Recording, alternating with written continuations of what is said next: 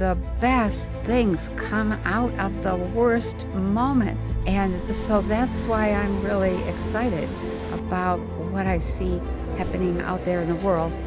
We need several generations of people who are awake and aware that this is our planet, and if we don't step into our own power and take responsibility for what we are doing.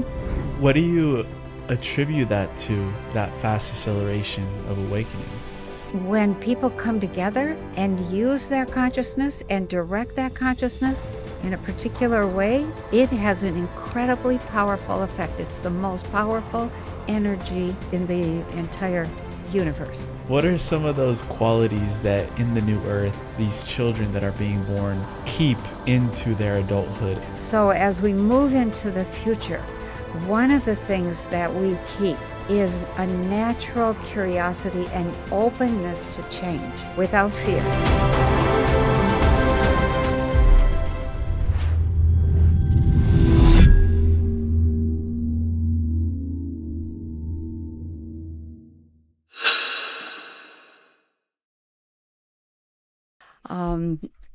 It often comes to me that we're moving so fast, myself included, that we often miss the essential pieces of the self that really need to be there, need to be present in order to have the whole self in attendance. And to really, that's how you enjoy life, is in that way. And my mother used to say, we're here to enjoy life. And at my age, when I was much younger, it'd be like, well, yeah. But now that has a different meaning. And I think it's not just to enjoy life, but to enjoy creating life. So I was appreciating your creating of the container, just to hold the moment. It's like, yeah, we don't do that much anymore. So thank you for that.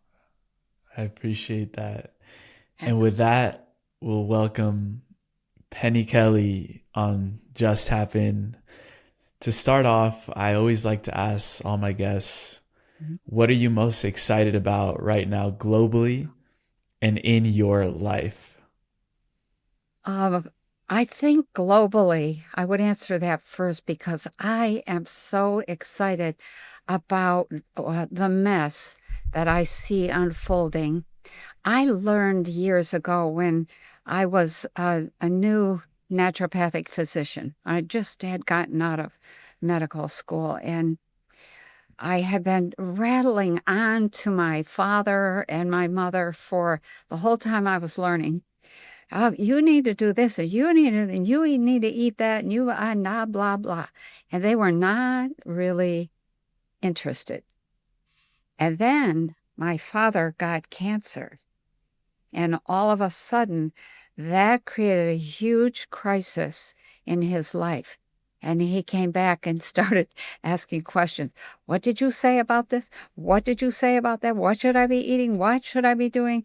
And that was a big learning experience for me, because what I understood was that when people are comfortable, nothing changes. They're just not interested in doing anything different. But when there's a crisis or something big changes and pulls a rug out from under the nice, comfortable life, that is the moment when new ideas, new concepts, new practices, new lifestyles are possible, and not until. And so I'm very excited about the mess I see happening, the crises that are unfolding one after another in such a way that we really can't ignore it. And that opens doors of possibility and opportunity that would not otherwise be open. And I always hated history for a long time. And then I think it was when I was taking care of my mother at the end of her life, she said, I so loved history. And I thought, oh, you liked all those stupid dates that we had to memorize and, all that. And she said, no, I like the history. And that made me stop and think. And I started to get interested in history. And one of the things that I learned in studying some history was that the best things come out of the worst moments. And so that's why I'm really excited about what I see happening out there in the world. It is messy. It is not the ordinary, normal routine that people are going through. Everything is changing.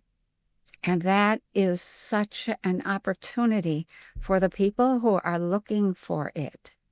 So, and, my own practice here, my own presence here has been to teach the world about the mind and consciousness, just a small task. And I have really I've been doing that for since 1979 or 1980. And and that practice of teaching people about consciousness and how to use consciousness and how to follow their heart so they can get on their true path, all of that is really what I see made possible by the chaos, the changes, the arguments going on. The arguments are really kind of irrelevant. It's what they represent that is important. And so I think that's would be my whole answer for what am I excited about globally. Mm, Personally, I'm forever excited that I get up each day and I get to do the things that I think are important to do. I remember when I was younger, in my 20s, struggling because I wanted a college education so badly. I gave up everything for that college education. Was it worth it? Yeah, but let me say, it didn't go where I thought it was going to go. It was something that just opened a door for me. And and now what I tell my grandchildren and my great grandchildren is that it isn't the college that you go to. It isn't the study that you do. It's what you do with whatever you learn. That is the critical piece. And that is what the world needs right now is your particular way of seeing the world and doing the world. That's the gift that everybody has and not everybody offers. There are quite a few people who get caught in the what I call the job market, they get caught in debt and then they have to get a big job in order to pay off the debt. And they get on that debt grid, they never get off. And so we've made it a big thing in our family.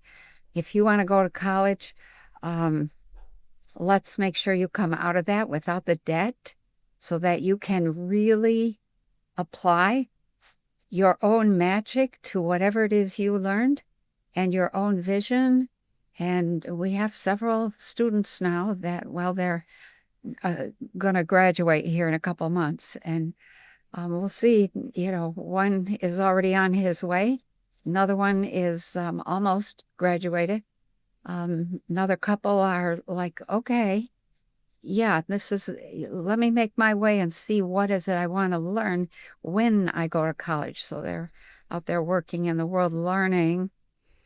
And so it's really, I'm excited about those kinds of things.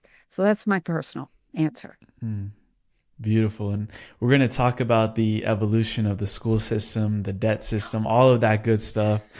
But before Okay. that, you brought up history, and there's the textbook history, and then there's the real history. I know. And you were given information, to put it lightly, that we're in the midst of a third planetary takeover. Yeah. Where there has been efforts to take over planet Earth, and I'll let you obviously explain that into more depth. But also, there was a call for volunteers to Right. come and help to mitigate that takeover process or even avoid it completely. Wow. I would love to understand what that call was exactly and how we're doing in that process. I can probably answer best by talking about my own personal response. So am from elsewhere. I'm not from here. I'm still always shy about talking about that. Like But many of us. okay. So I wanted in the place that I was living, and old. I'm old in that place. I'm old now here too, but um, the Ancient is a better word. yeah, okay. So so I wanted my dream for many many decades in that place was to get an invitation to work with or to join the teams, one of the teams of people who go around the cosmos, seeding life in various places, and that toward that end, I had become an expert in consciousness, the evolution of consciousness. I had become a librarian because you need to manage a lot of information and categorize it and catalog it and all that stuff. And I had also had a lot of training as a scientist. So my life before I came here was as a scientist, as a librarian, and as a teacher of consciousness. And also, I was a certified parent, which in other places, you can't just have children just because you want to have a child. It doesn't work that way.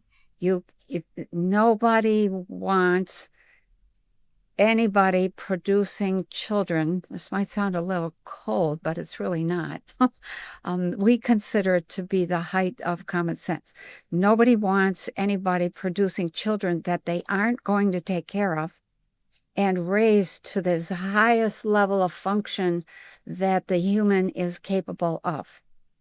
And so there are a lot of restrictions on having children, and you have to know how to bring out the best in every child. And so I was one of the certified parents that I thought, okay, that would help in my quest to become a member of this team, these teams that go around seeding life, and then they nurture that life and they kind of try to add a little influence here and there without interfering.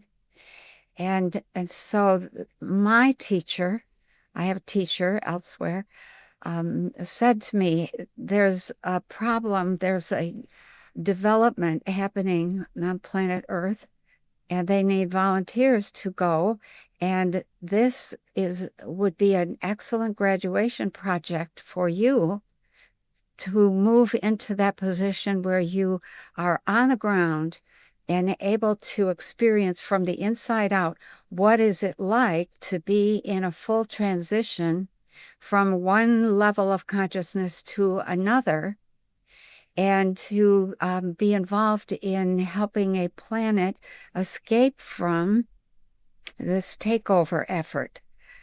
There are some groups that really are interested in taking over whole planets, and I could go into some detail about that, but it's a long story, and it's a story that they set out a plan. Those takeover people, groups, they're mostly reptilian type people, but they have a plan and they put that plan into motion, and it will take at least 500 generations before they're ready to implement the plan. And so it's a slow process. And you can see that in our history. So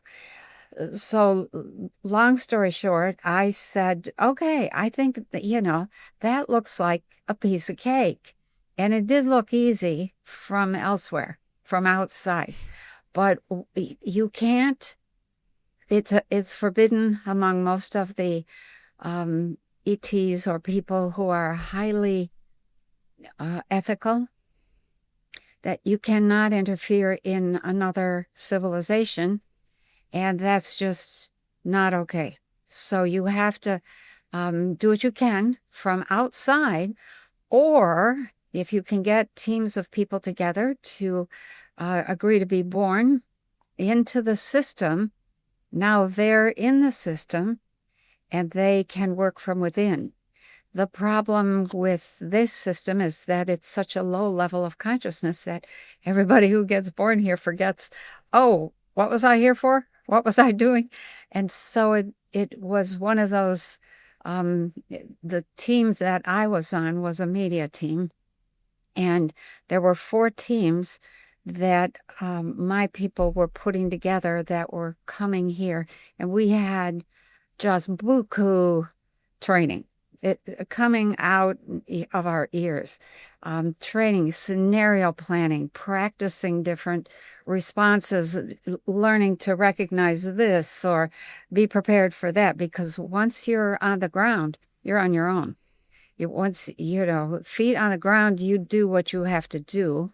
And so there were quite a number of us.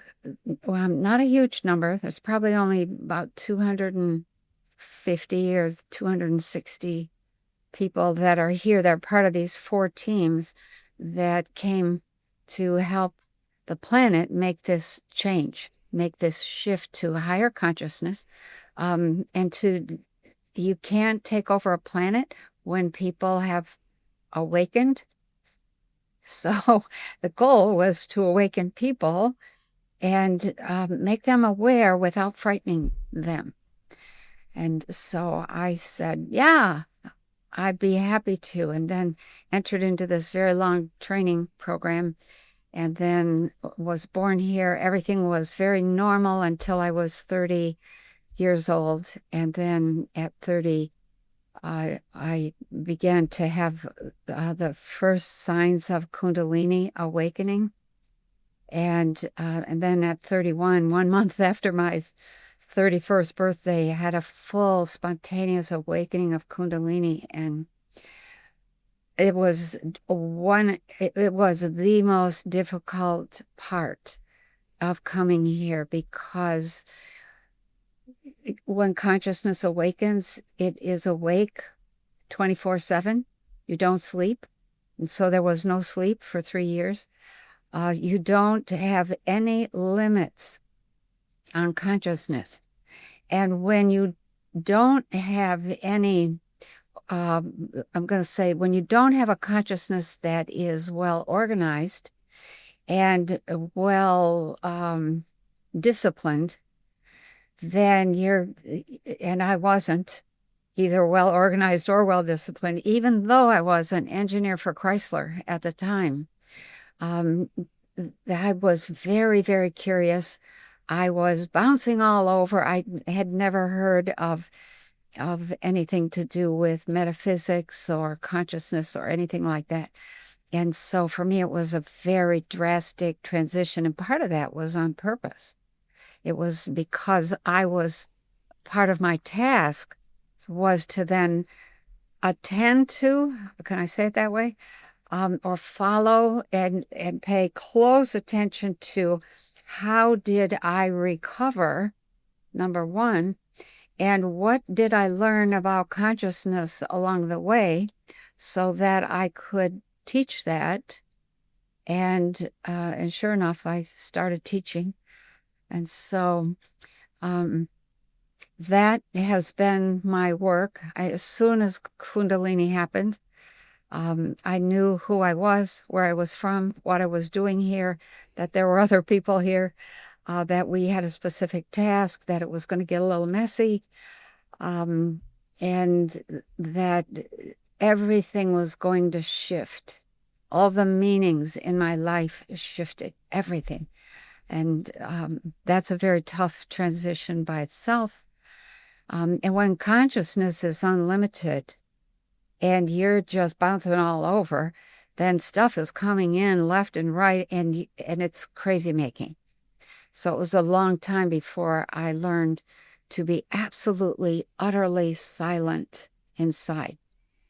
And when I hit that moment of silence, it was like, it's quiet. There's nothing coming at me.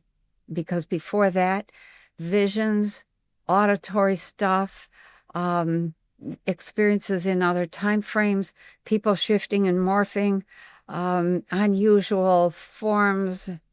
We'll say there's all kinds of other forms of intelligence floating around in the space we think is empty. It was frightening. It was really difficult, and I was sure I was going crazy, insane, and that I would soon be put away. And there were a few people who said, yeah, you should be, if that's what you're experiencing. So they were not helpful at all. But I survived and I learned a lot. And somewhere down the line, I thought, oh my gosh, what if somebody else is out there going through the same thing? Maybe I should write this down. And so I wrote my first book, and it was terrible. So the next year I rewrote it, and I rewrote that book every year for 10 years because every year I kept learning more and understanding more and at a deeper level. And then finally I actually published it and started writing more books because I kept learning. So the takeover effort, going back to that, which was the start of our conversation, has been greatly impeded, greatly. The very best that they will be able to accomplish at this point is a compromise that's heavily weighted in our favor, in the favor of the human.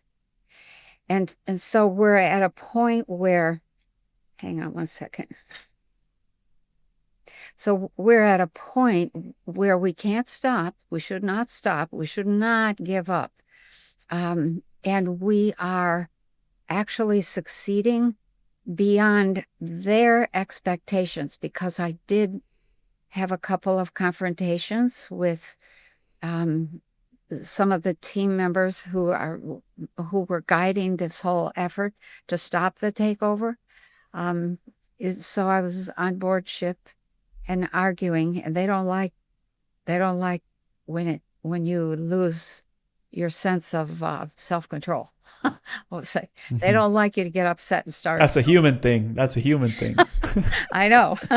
And they said it was too late, and my attitude was, hell no, we're just getting started. Don't you dare back out. It's not too late. You don't know what these people are capable of. They are quick to make a change. Boom. And so that, so I actually wrote about that in Consciousness and Energy Volume 2. And from that point forward, I just thought, okay, this is much more serious than I was taking it. I tried to back out once or twice. It's like, this is going nowhere. There's no way that I'm going to be able to teach the whole world about the mind and consciousness and cognition and perception and all of that. And you should never say, I can't. You should always say, I'll do what I can. And that opens doors and possibilities that you would never have dreamed of. And so that's where things are at today. We are in the process of making sure that the next generations, that's the young people that we're so counting on and so need to have understand that this is like the fourth attempt that these bad ETs, reptilians actually, have made to take over the planet. And they've failed every time. And they have withdrawn to a huge extent now because they don't think they can pull it off. And we need to stay at it for more than just a minute. We need several generations of people who are awake and aware that this is our planet. And if we don't step into our own power and take responsibility for what we are doing, what we are setting up, what we are knowing, then they'll be back and they'll try again. And they'll start the whole process over again. And they might not come back for 5,000 years, but they really they're long-lived to begin with. And they really like this area of our galaxy because we're on the outer edge of our galaxy. And when you're traveling intergalactically, it's a beautiful place to stop and refresh. And so it's, yeah, we need to keep at the work, the move into a higher dimensional consciousness is what it's really about. Yeah. So I'm really curious there. Obviously, there's a lot to unpack, but what initially was it about the human race that gave you hope that we could make it through that takeover and maybe even inherit this planet for ourselves as well? Yeah,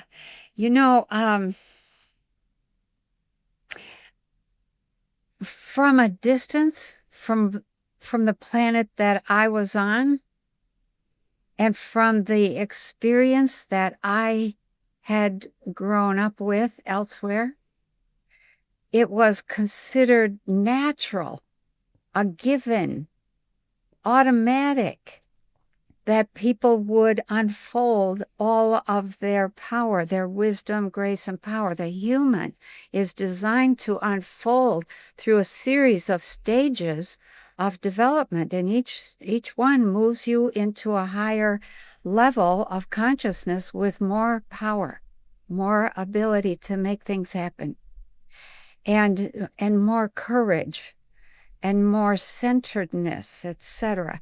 So I thought that was automatic everywhere. And that was not the case.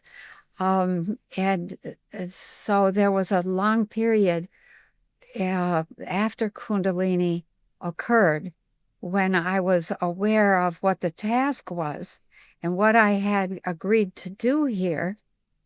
And then there were these little men in brown robes who kept coming around showing me pictures of the future.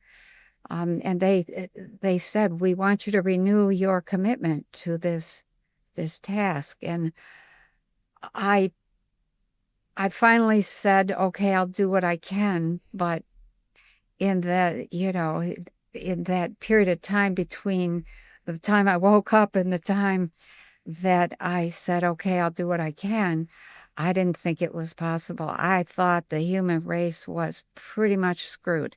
And that they were their own worst enemy. And I remember thinking to myself, okay, I'll do what I can just because I want to show that I will stick to my commitment because I still want to be part of this team that seeds life. But I didn't think I would be successful. And now I'm looking at people. And, once you go through all the stages of development, you end up in unconditional love. And you just fall in love with everybody and everything. And stuff happens, it just rolls off you because you're in such a place of love. Not that I can't be fierce, not that I can't frown and yell and, but it's an act to get a particular outcome. And so I look at humans now and I'm like, wow, talk about a fast transition to waking up. That process is something that usually takes 100 years. And we've managed to get a long way in 4 or 5 years. That's amazing. That is absolutely What do you amazing.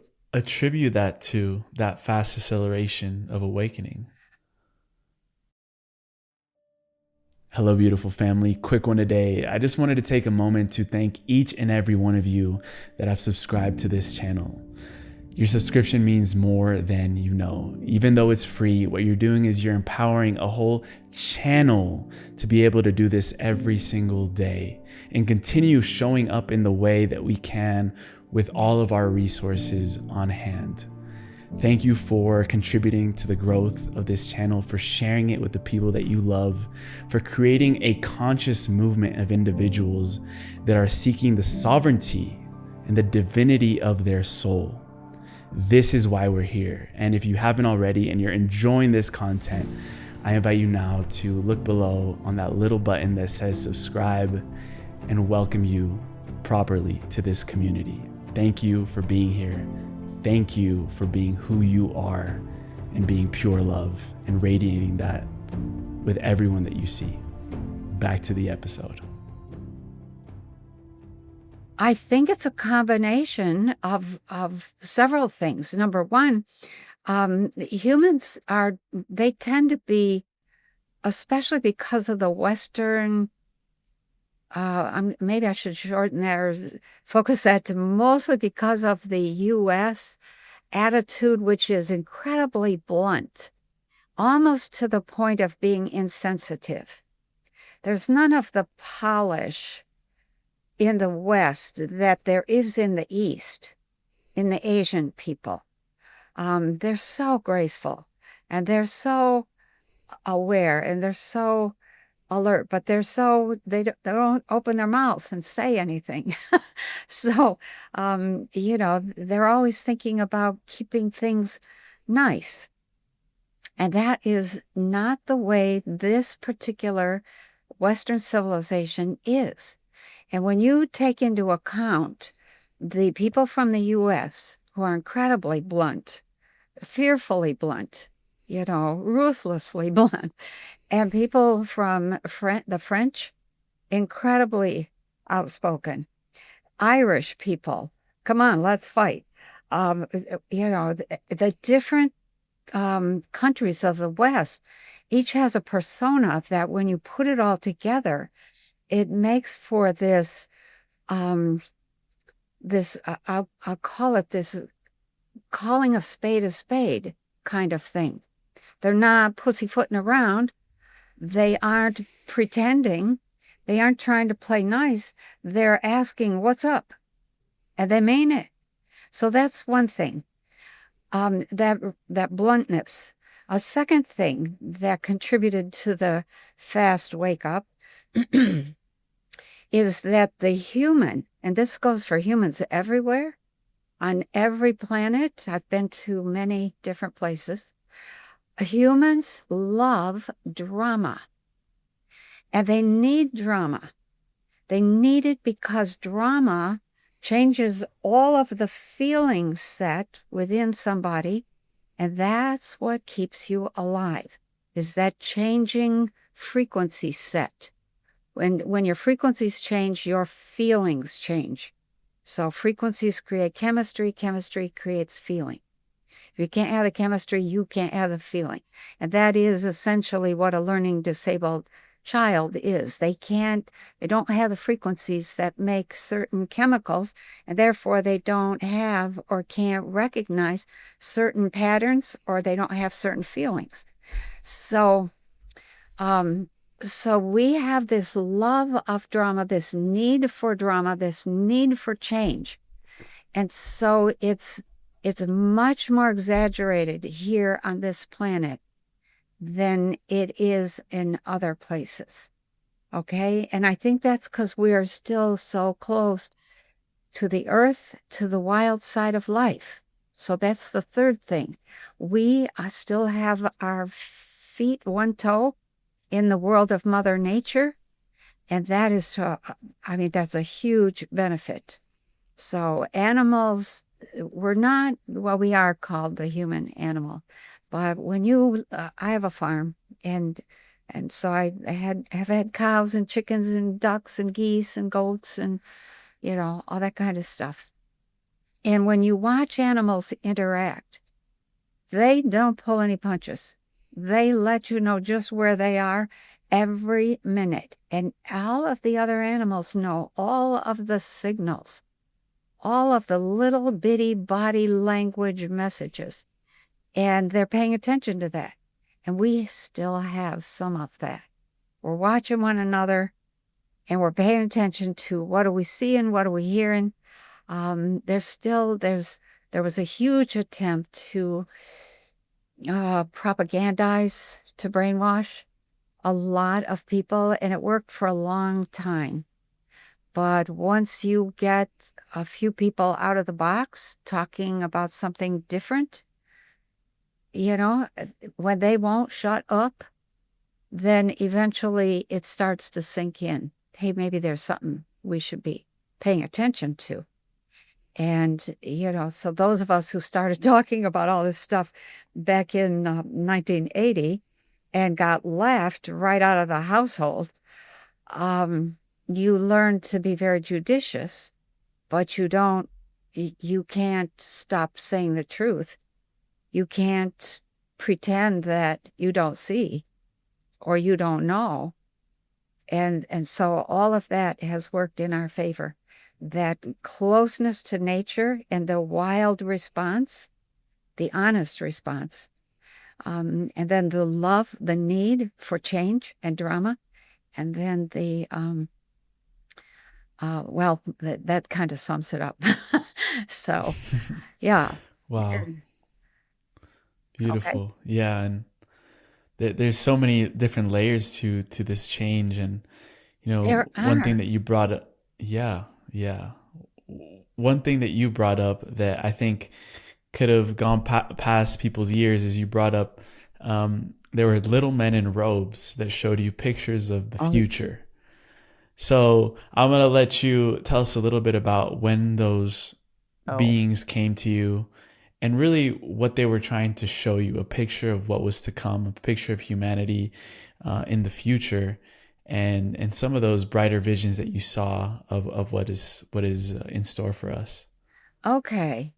So when somebody has a full-blown Kundalini experience, it is an electromagnetic event in the body, huge electrical energies.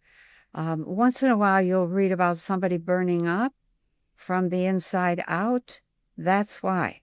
They had this huge electrical charge that tried to move through them, short-circuited, and they burned up. So, but when it goes through and actually occurs in the way that it's supposed to, you end up generating a huge amount of light. Most people on the planet, most Earth humans, are very dim in terms of the amount of light that they give off.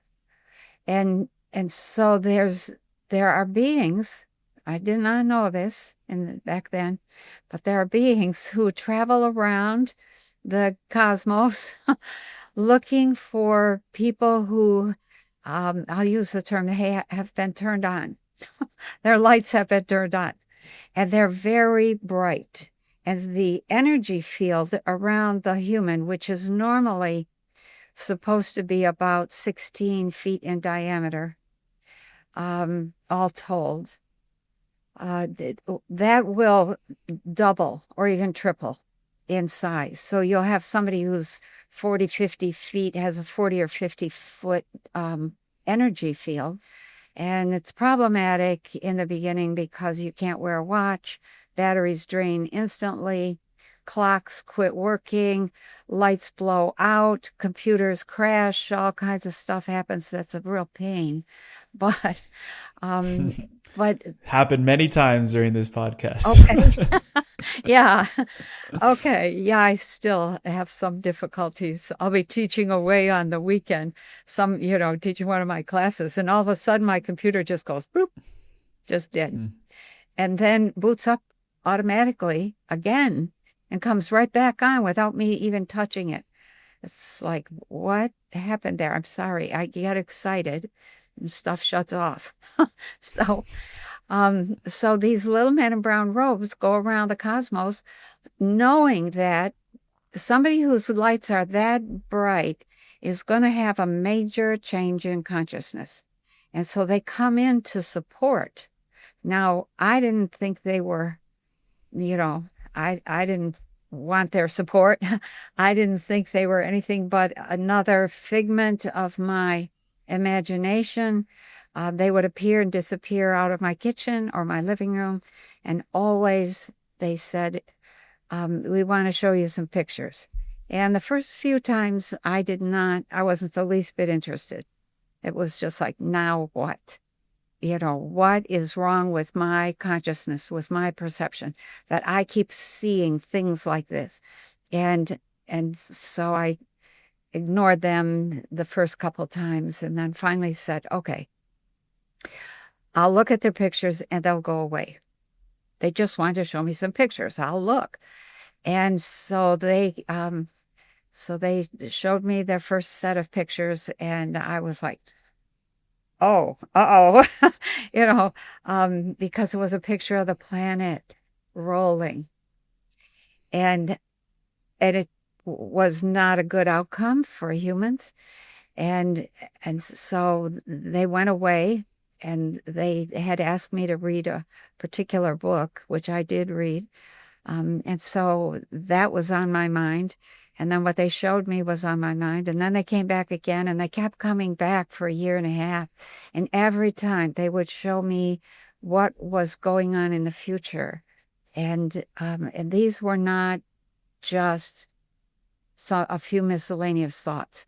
These were full-blown, like motion pictures that you could step into. And we did step into some of them. And I got to walk around in the future. And I saw what was coming in terms of the U.S., in terms of the Western countries, in terms of health, a lot of stuff. I saw a lot. And the first few visits, I'm going to say the first half of the time that they were visiting, I saw things that just absolutely upset me. Lots of difficulty, people starving to death. It was not good.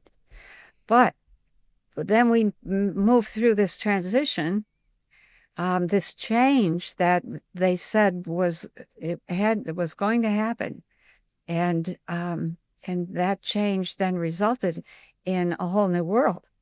And so I got to see that new world in great detail in 2050, 2080, and 2413. And what I saw was very encouraging. And so, and they said to me that, we're showing you this because if you don't have a vision of what is coming and what you could create, then you won't make it through this time. This is a very tough time. And I took that fairly seriously and thought, okay, but I had this skepticism that still was a thread running through about, and I started watching. They finally stopped coming around after, I think, 1981 or 82, late 81. And I thought, okay, thank God. Thank God, because it was always, the things I saw were incredibly demanding for me to process mentally, emotionally, spiritually, etc. But when they stopped coming around, I started watching the world. It's like, do I see any signs of that? Do I see any signs of that? No, I don't see anything. And then all of a sudden it was like, uh-oh. That I saw that. Uh-oh, I saw that. and it was just a whole series of uh-ohs. And then about 11 years after they stopped coming around, they came back and said, we want you to write down what we showed you. And I said, oh, absolutely not. That would look like a book of predictions, and I hate that kind of book. And they were like, no. They just had this way about them. I never did win an argument with them or discussion with them.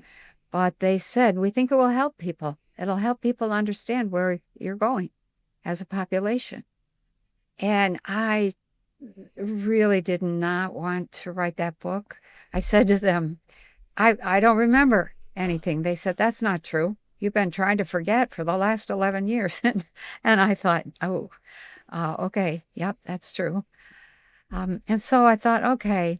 So I started writing. It took me 6 years. I would have to get into a meditative state and go back to actually being with them and hearing what they said. And then we had to translate telepathic and visual information into linear words. And it took a while. But I finally published the book that they wanted.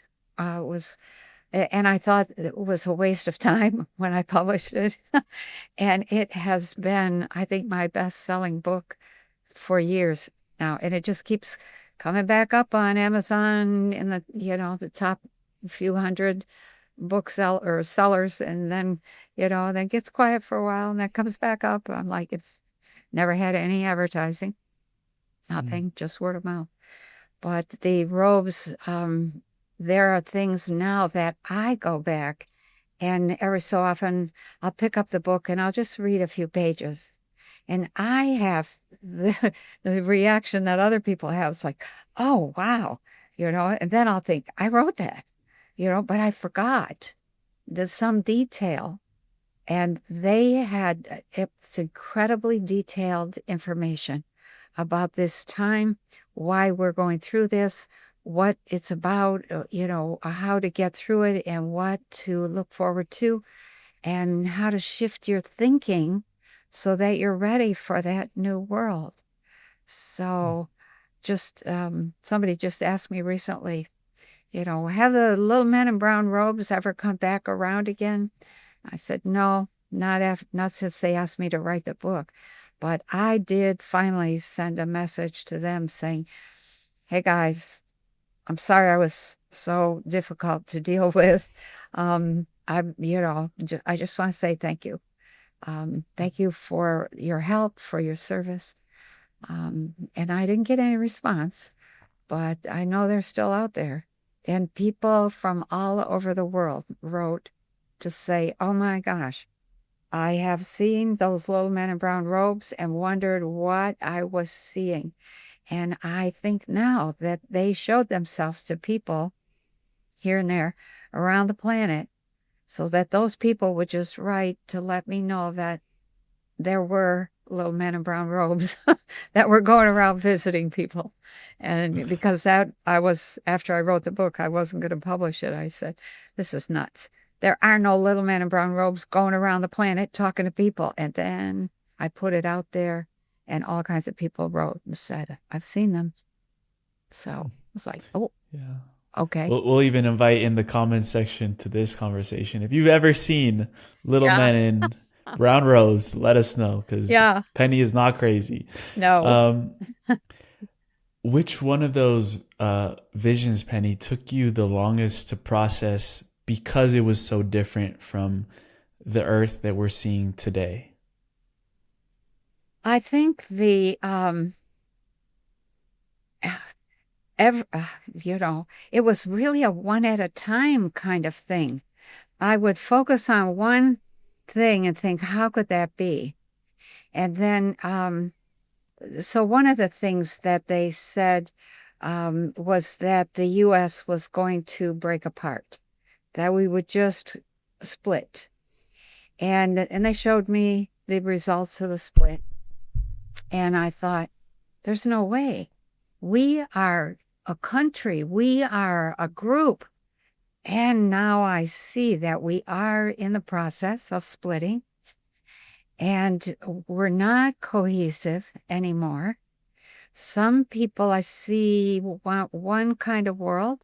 Other people want another kind of world.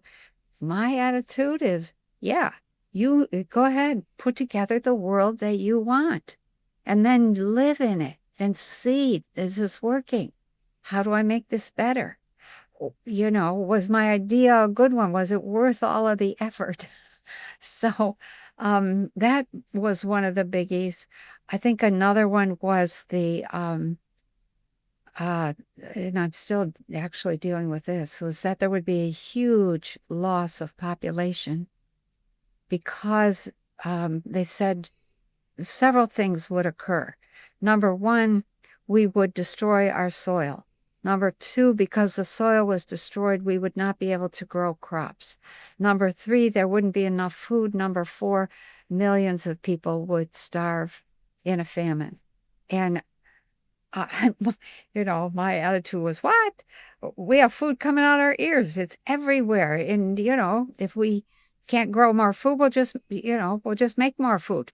And I was thinking at that time, because I was really young and ignorant, that factory food was the same or an equivalent to real food. And it was after becoming a full-time farmer and growing grapes for Welsh grape juice, and having to manage vineyards, big vineyards, and then having animals, and then becoming a naturopathic physician, which focuses on rebuilding the body. So using food, supplements, good water, exercise, detox.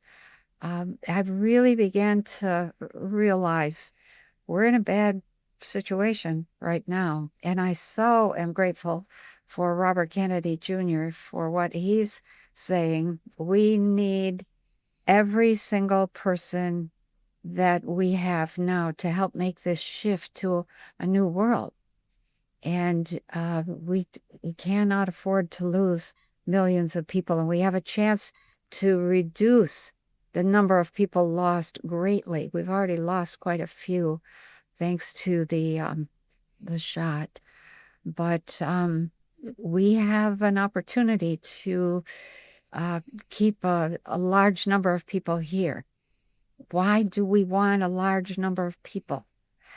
Because we need that bulk of consciousness when we come to the point that we're dealing with a micronova possibility. And that is a critical moment. And the little men in brown robes, that was the very first thing they showed me. The planet rolling and the ocean splashing. Oh, it was not good. So what we need to understand as a population is that everything is consciousness. And that when people come together and use their consciousness and direct that consciousness in a particular way, it has an incredibly powerful effect. It's the most powerful energy in the entire universe. And when we have a micronova, which I wrote about in volume 4, that's a pretty serious event. And it was in the writing of that book that I realized we need every single human and their consciousness that we can possibly hang on to counter that micronova and the effects of that. So, yeah, we're not out of the woods yet. We need a boost, and we are boosting ourselves. I love it. And the more we get healthy, the more powerful your consciousness becomes. So there's no reason to grow up and fall apart.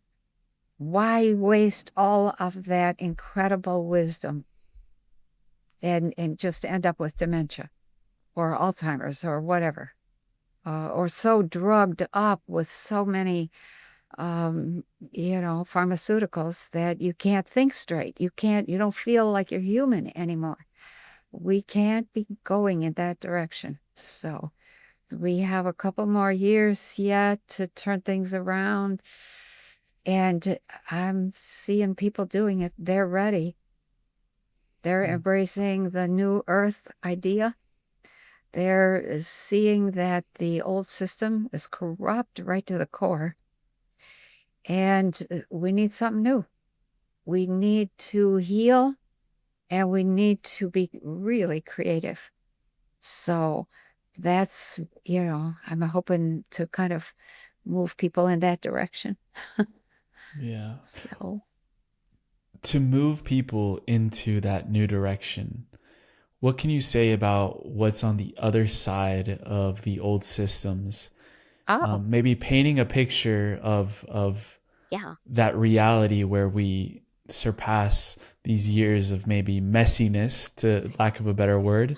Yeah. Um, what's on the other side? Oh my gosh. What's on the other side? Do you want to talk about housing? Do you want to talk about family? Do you want to talk about community? Do you want to talk about technology, food, uh, uh, governance, country? Oh my gosh. We could go for days, but um, when I got to 2050, the entire system of big cities had taken an extraordinary hit. There was almost nobody but a few refugees left in the big cities, and they were growing food everywhere that there wasn't cement. And they were very self-sufficient, lots of buildings crumbling.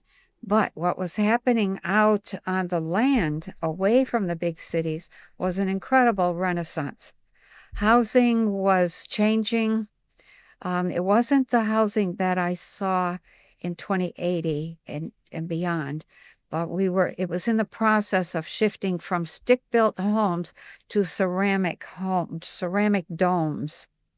And the ceramic it didn't need any maintenance and repair. It just lasted. And that included high winds. There were no leaky roofs. There were no shingles getting blown off, all that kind of stuff. So the housing was beginning to shift. The healing systems were all energy. It was energy healing almost all the way. Food, um, water, lots of experimentation and exploration around water, all kinds of different water being made available now becomes the standard in the future. Nobody is drinking, I'll call it city water with fluoride and chlorine and all that stuff in it. Nobody. Nobody wants it. And so those systems have kind of come apart. Everybody is responsible for their own energy. So today you buy a house and you apply to the local power company to get power turned on in your name. You have a phone, so you're responsible for your own phone. You have to, if you're not in a city, you have to hope that there's a well and that it's a good well, etc. You send your kids to school. None of that is really happening in just like the next 10 years. Over the next decade, all of that is changing. People are grouped together of like mind in communities that are very, very self-sufficient, they're incredibly creative and very responsible. They take full responsibility for who they are and what they want, and etc. They homeschool their children. Most children go to school online for an hour or two a day, and that's it. The rest of the time, they are working in what are called these family businesses. The big corporations, there's a few big corporations still around 10 years from now, but a lot of them have gone south, have collapsed. Why? Because nobody wants to work in them, Huh. because they're based on old technology. I mean, there are a few companies that are coming up that are new technology, new science, the new science. They're still teaching gravity in school, and there is no gravity. It's all electromagnetic forces.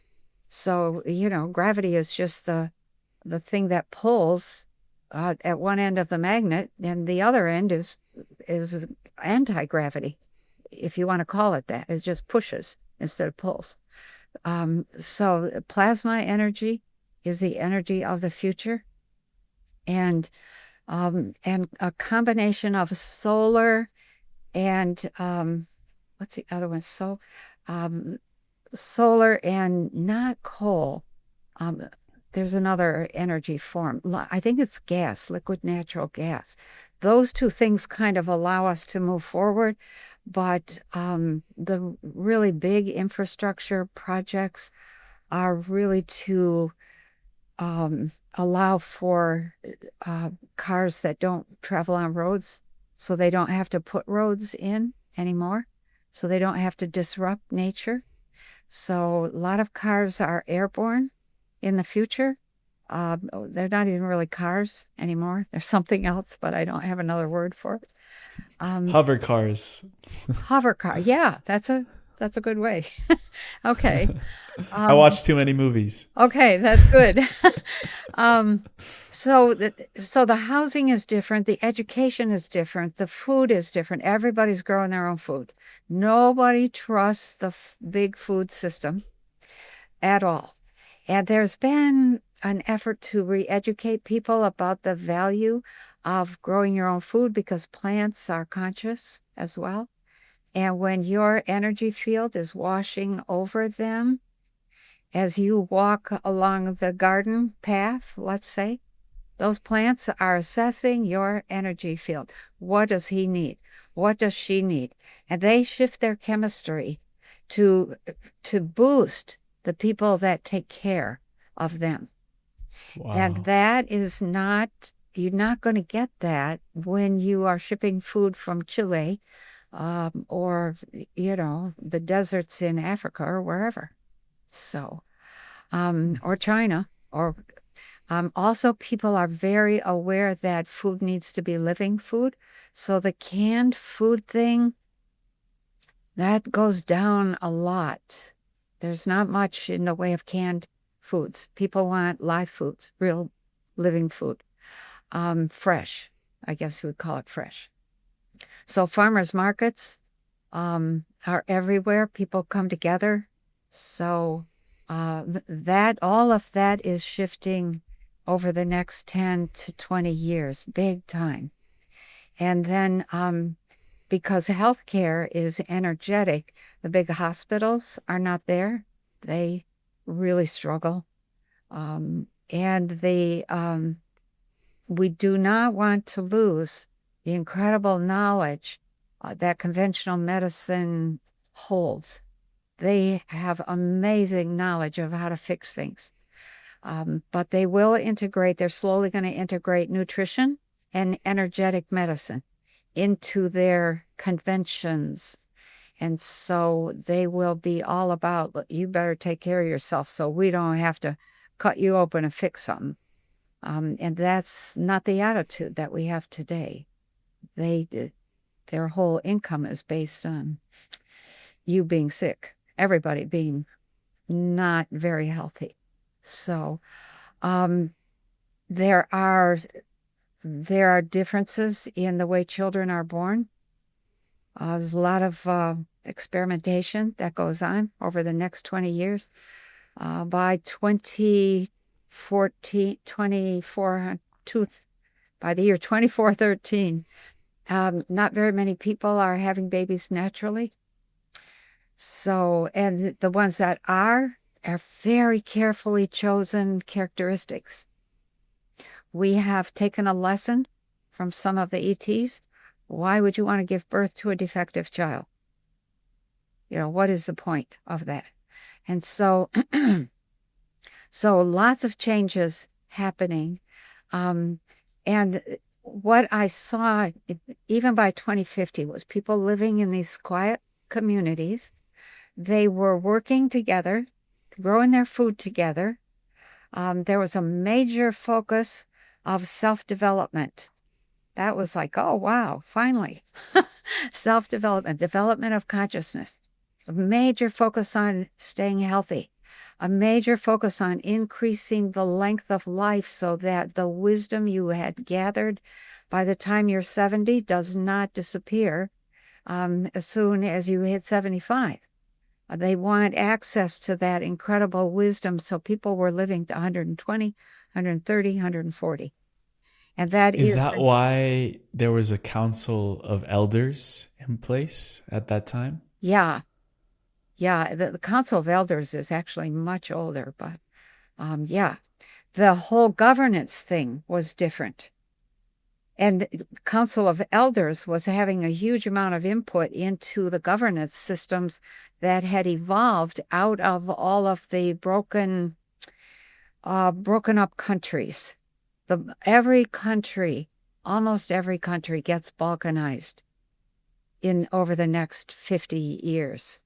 So that is something that, when I saw that, I was like, oh, oh. But when I saw how it operated, I thought, oh, wow, it was an amazing system for developing leadership. And there were a lot of leaders that were so caring, so tuned in, so aware. And that I think we need those kinds of leaders. So that's a very nice change.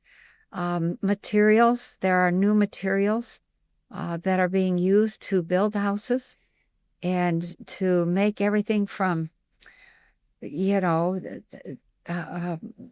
blow dryers for hair, to dishes, to stairway treads, to I remember seeing that I was in this one place and the stairs looked like they had a mother of pearl overlay to them, and I didn't want to step on them. It's like, oh my God, beauty.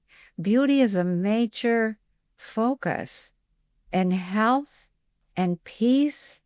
And so, I think we're coming to a world that is extraordinarily wonderful.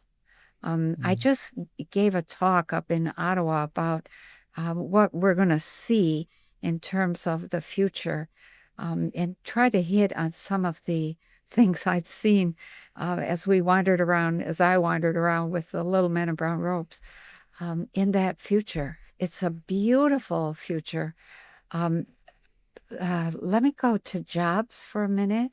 So children grow up within the family, incredibly loved. They're highly advanced by the time they're 12, 13, 14. And when you go to school, you study the things that you're interested in studying. And you don't just attend a class or a lecture. You read, you learn, you listen, and then at the end of the course, you have to produce something that uses the information that you just learned. And so that could be anything. So kids in their early teens were producing technology and new materials and new designs for all sorts of things. Clothing, computers. Oh my gosh, the computers of the future, they have some evolution in them. Yet we're not nearly done with the evolution of computers. The But iPhone 55 or something. yeah, actually, it's more like the I button. So it's just a Oh. button. But all of that education then, let's say now you're done with your early education, your high school education by the time you're 14, okay? But you're interested in something. I don't know, let's say you're interested in aeronautics, and communication, and some sort of new communication system is in place in the future. But you want to become an expert in that. So you would have your family arrange for you to go and live with another family who specializes in that, because each family Each family has their own business, and they each specialize in something that is moving the world forward and is an absolute gift to the world. And so they would arrange for you to go and live in that family for maybe 3 months or 6 months. And then from there, they might say, wow, you're really good at this. We know people who have taken this a step further, and they would maybe arrange for you to go and live with that family. And families are anywhere from 200 to 2,000 people, and they are very self-sufficient. Nobody is willing to trust that the government or big business will make sure they have what they need to survive. So people have moved to providing for themselves, would be the best way to say it. So you, as a teen and young adult, you move from place to place, and you are exposed to the latest, the greatest in thinking. And you end up working with teams of people. The teams collect from wherever they are around the planet. I hope that makes sense. We're still meeting, but we meet virtually, and it's a lot better than Zoom or Riverside or those kinds of things. Like holographic type It's of almost communication? holographic. Yeah, and we do eventually get to that. So, but the screens are much bigger. They're like life size. Everything is life size. So the educational process of development of the various humans is extraordinary. It's just, and instead of getting a report card, you build a portfolio. It shows samples of if you want to be a writer and a publisher of, and you're involved in ambassadorship kind of stuff with other people. You would save samples of your writing, samples of your talks. You would have to give some talks. You would have videos of that. You'd have audios. You would have any pamphlets or booklets that you wrote. In grade school, you'd just have samples of your handwriting or your ability to write a small poem or. So, but, kids who start out building a birdhouse out of popsicle sticks, that kind of concept, they end up designing extraordinary furniture. Material science takes a huge jump. And so we have materials that are extraordinary. Oh, wow. And technology that is based on plasma energy, which changes the characteristics. Let's say it this way. It can be used, it is being used in a few places, but it's not public yet, to change the characteristics of any material out there. Anything. And so houses are being made so that walls emit an energy that nurtures and restores the human, refreshes you. Clothing just needs a quick rinse. Sometimes you can just walk through a shower with clothing on, and it That would dries. save me a lot of time. Yeah. And it dries in like 5 minutes, maybe less. Wow. And it heals you. It gives off frequencies, and may do some other things. Clothing and other places in the cosmos is very different. So, and it protects you. So, right now the clothing we have for protection in factories is so clunky that you can hardly move around. So, we need all kinds of new engineers, all kinds of new fashion designers, all kinds of new home interior designers, new architects, new engineers, new transportation, new communication. And I think the big thing especially for young people to be aware of is that we are using electricity that is about Well, the average, the standard is 110, 120 volts. And that particular frequency is very destructive to the human. Move that up just a little or drop it just a little, and it becomes beneficial. So if we could re-engineer the world so that it runs on a different kind of electricity that is beneficial to the human, then we have given ourselves a huge boost in terms of health, consciousness, productivity, all of that. So everything needs to be redone so that it stops taking us down. Yeah. So it also sounds to me that as children, we are born with certain qualities that through the systems that we currently have in the world, they kind of get, for lack of a better word, beaten out of us. What are some of those? What are some of those qualities that in the new earth, these children that are being born keep into their adulthood and really leverage and squeeze the juice out of all those qualities? Yeah. Oh my gosh. So what you're referring to are the developmental processes that the human goes through. And right now, the entire planet is suffering from arrested development. We have just stopped evolving and we're devolving. So as we move into the future, one of the things that we keep when it does not get beaten out of us is a natural curiosity and openness to change without fear. And that sounds minor. You would think, well, okay. But that is critical, because if you don't have, if that's your sensory motor development from birth to 2 years, if you don't get set on a path in which exploration and discovery is considered okay and safe by you, then you will chemically habituate to a fear response, to fight or flight. And that slows down your development right there. So that curiosity, that willingness to risk, that willingness to to try stuff, not knowing maybe what the outcome is going to be, that's critical.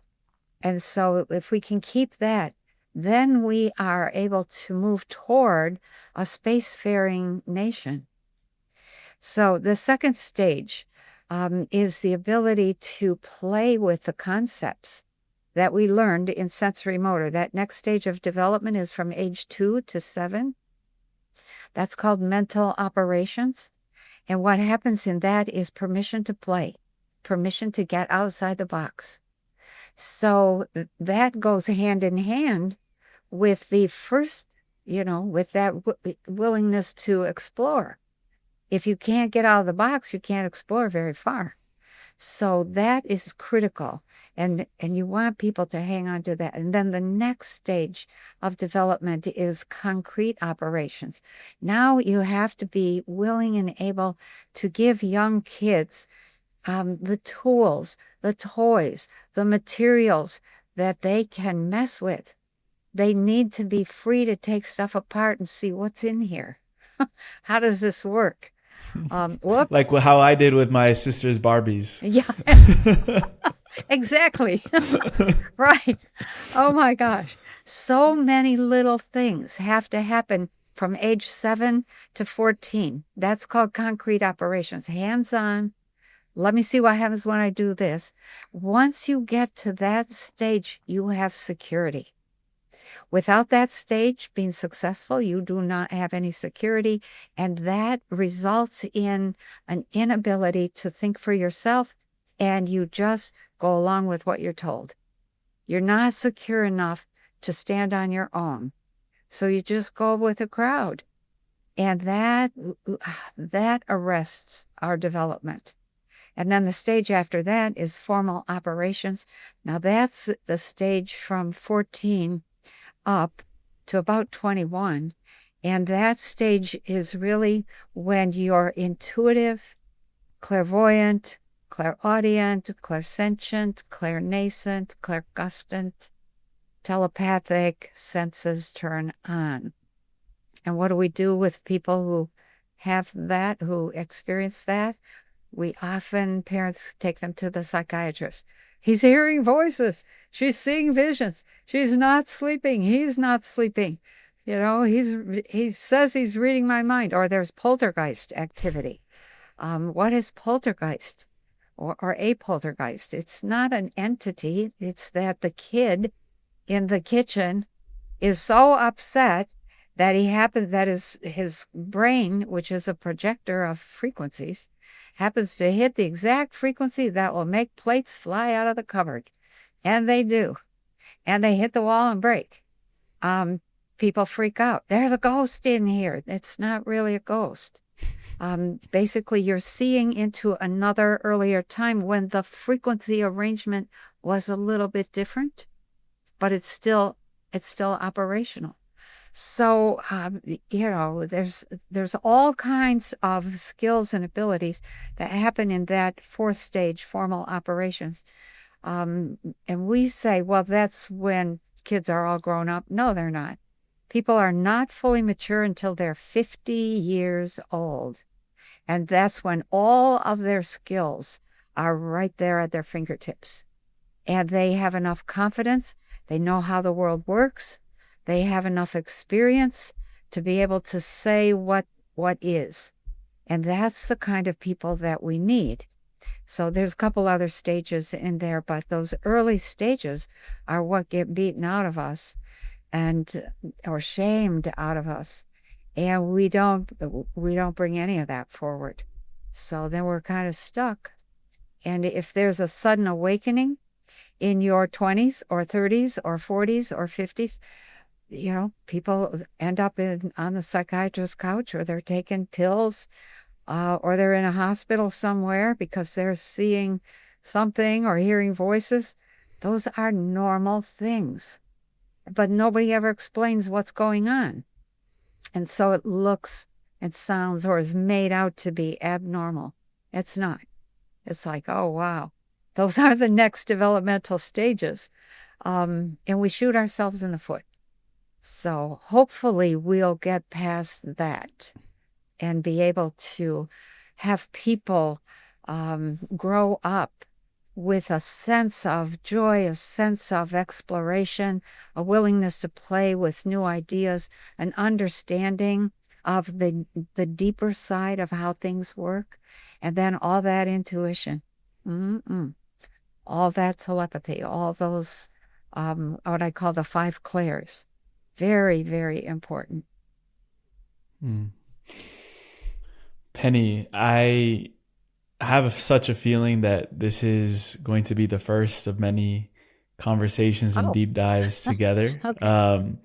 I have so many more avenues that we could go to, but I feel like we have covered so much that, we finalize every conversation on this show with a segment called the final trio, which are just some questions that we ask at the end. Okay.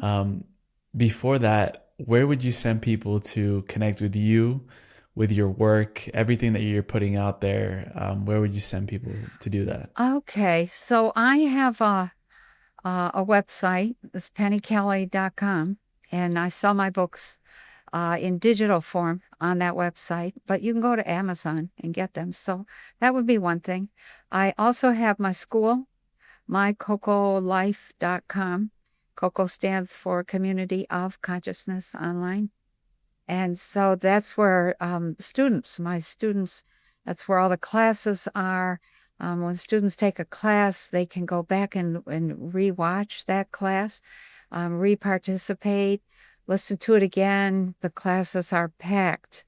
So I teach intuition 1, 2, 3, 4, 5, 6, and 7, getting well naturally. And I have a couple other classes on board, but I don't want to say anything yet because they're not out there. So, but mycocolife.com is where people can sign up, and we can, it's kind of like a school, like a regular school. You take a class, you meet the other students, you can talk with them. So So those are probably the two best places. I have a Patreon. I put out special stuff on Patreon all the time. And then I have some podcasts and, every so often I think once a week, no, once a month, I'm on JC's Beyond Mystic program. So you can catch me on Rumble, at Beyond Mystic and, John Peterson, Arlington Institute. Once a week, I do a thing with Greg Braden, Frank Jacobs, myself, and, John Peterson. We talk about some pretty deep issues, pretty big issues all around a new world. How do we make a new world? What Love that. goes into that? So, yeah. Wow.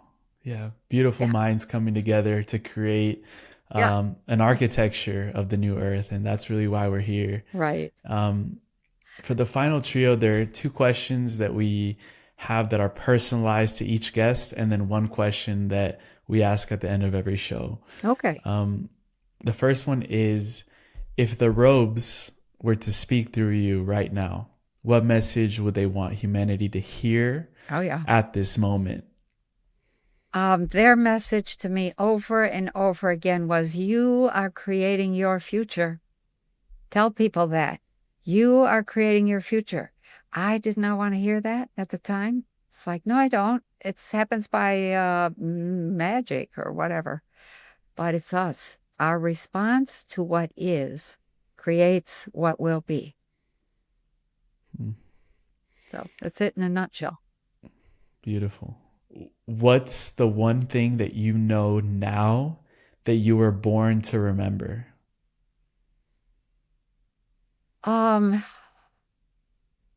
I think if I had to answer that with just one statement, I would probably say that I was born to remember who I am, and the wide is not the right word, the collection, the massive collection of lives that I have had. That's been a central piece for me. It's been very upsetting in the beginning, very comforting later.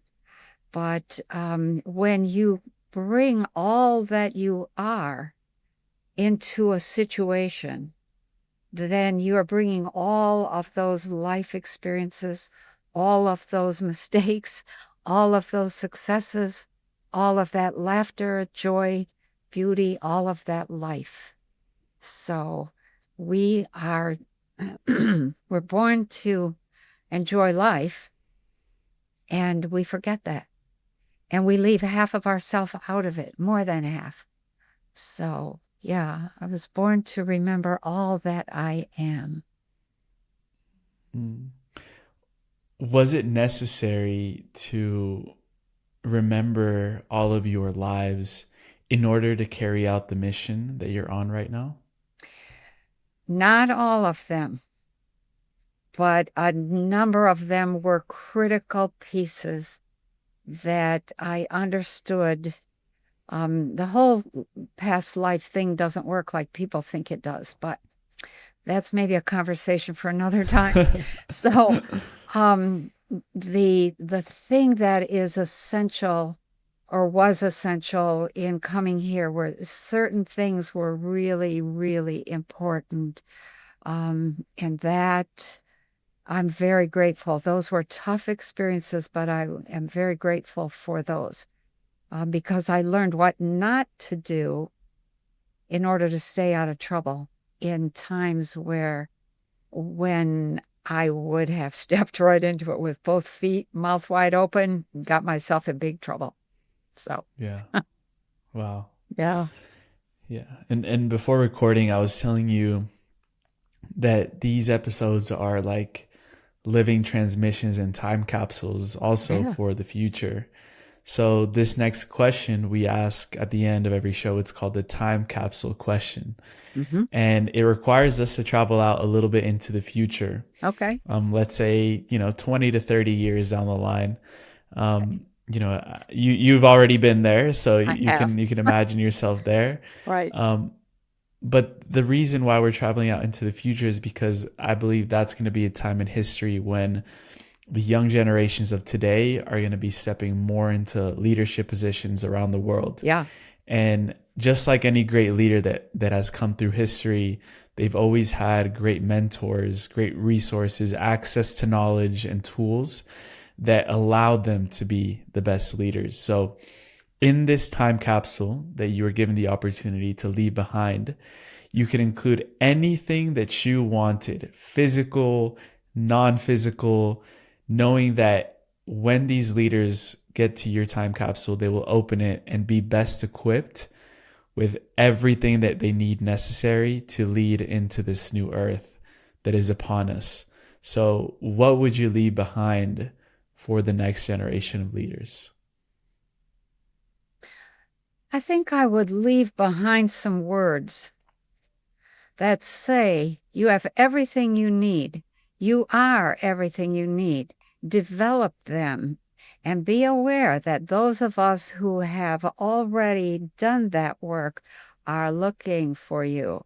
We're watching to see who's doing the work, who's stepping up, who is trustworthy, who has ethics, who is loving, who is thinking ahead, who is really being present. That would probably be the gist of it. And that is something that I do say to my children. Be your best person, because those of us who are getting ready to pass on the power to run the world to you, we're looking for people. We're looking for people that we can trust and that will do a good job with the other people. That's it. Penny Kelly, thank you for your infinite wisdom. Like I said before, I feel like this is just the start of many Oh, collaborations together. I would love to continue our conversations and keep this going. okay. You're such a beautiful soul, and I can feel the authenticity with which you teach. So thank you so much for being who you are and taking the courage to really share all that wisdom with us. I appreciate you dearly. Okay. Thank you. Yeah, thank you. Thank you. And I so appreciate that you and, the people in your generation are really there. You don't know how much we need you. So, yeah. So thank you. Yeah. Well, we can't do it without you guys as well. Okay. I think you're Thank probably you. right. And it's a two-way thing. So, Yeah. yeah. Until Okay. next time. All right.